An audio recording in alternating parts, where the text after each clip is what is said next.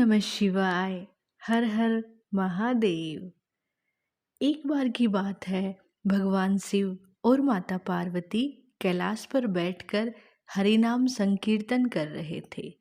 उसी समय भगवान शिव ने माता पार्वती से कहा कि आज मैं आपको अपनी एक चोरी के बारे में बताना चाहता हूँ। यह सुनकर पार्वती जी को बड़ा अजीब लगा और वह बोली, आपकी चोरी?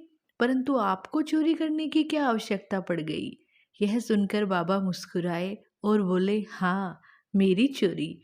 यह बात आज तक किसी को नहीं पता है कि जब भगवान राम बाल रूप में अयोध्या जी में प्रकट थे, तब हम और काकभूसुंडी जी मनुष्य का शरीर बनाकर उनके दर्शन के लिए गए थे। भगवान शिव जी ने मदारी का भेष बनाया और काकभूसुंडी जी बने उनके जंबूरे। दोनों अपना अपना खेल दिखाते हुए राजा दशरथ जी के महल के नीचे पहुंचे। उस समय रामलला पालने में सो रहे थे। शिव जी की डमरू की आवाज़ सुनकर उनकी निंद्रा टूटी और वह शिव जी की समस्त लीला को समझ गए। तब भगवान राम ने शिव जी से विनोद करने के लिए, उनको परेशान करने के लिए डमरू का शोर सुनकर जोर से रोना शुरू कर दिया, जिसे देखकर माता कौशल्या ने सिपाहियों से कहकर मदारी जंबूरे के रूप में आए शिवजी और काकभूसुंडी जी को महल से दूर भगा दिया। रात का समय हो गया था। दोनों सरयू जी के घाट पर आ गए। तब काकभूसुंडी जी ने आगे की योजना पूछी तो भगवान शिव ने कहा कि अब कल का कल देखेंगे। अगला दिन हुआ तो भगवान शिव ने ज्योतिषी का रूप बनाया और काकभूसुंडी जी बने उनके चेले। वे दोबारा दशरथ जी के महल के पास पहुंचे और लोगों को उनका भविष्य बताने लगे। तभी शिव जी ने महल की एक दासी को अपने बच्चे के साथ वहां से जाते देखा और काकभूसुंडी जी को उसे बुलाने का इशारा किया। ज्योतिषी की तारीफ कर काकभूसुंडी जी दासी को उसके बच्चे का हाथ दिखाने के लिए शिव जी के पास ले आए। ज्योतिषी जी बने शिव जी ने उस बालक का एकदम सटीक भविष्य बताया और उससे दक्षिणा में राजमहल में प्रवेश दिलाने की विनती कर ली। दासी राजमाता कौशल्या के पास जाकर ज्योतिषी की तारीफ करने लगी।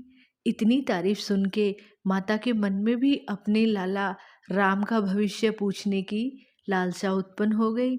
उन्होंने ज्योतिषी को महल में बुलाने का आदेश दे दिया। माता कौशल्या ने उनके चरण स्पर्श करके आरती कर उन्हें भोजन कराया और उसके बाद चारों राजकुमारों को भी ज्योतिषी रूपी शिव के चरण स्पर्श कराए।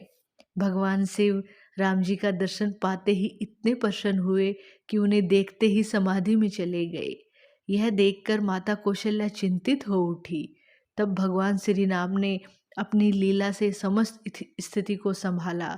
उसके बाद ज्योतिषी रूपी शिव ने भगवान राम का भविष्य बताया और वहां से विदा ली। यह समस्त कथा सुनते हुए माता पार्वती मुस्कुराने लगी, जिसे देखकर भगवान शिव ने उनसे मुस्कुराने का कारण पूछा। जिस पर माता पार्वती ने उत्तर दिया कि नाथ, अगर महल की दासी ना आई होती तो क्या आप महल में प्रवेश कर पाते? अरे बाबा, क्या आपने उस दासी को अभी भी नहीं पहचाना? वास्तव में भगवान शिव की रामलला की मनोकामना पूर्ण करने के लिए माता पार्वती ही महल की दासी का रूप बना के आई थी।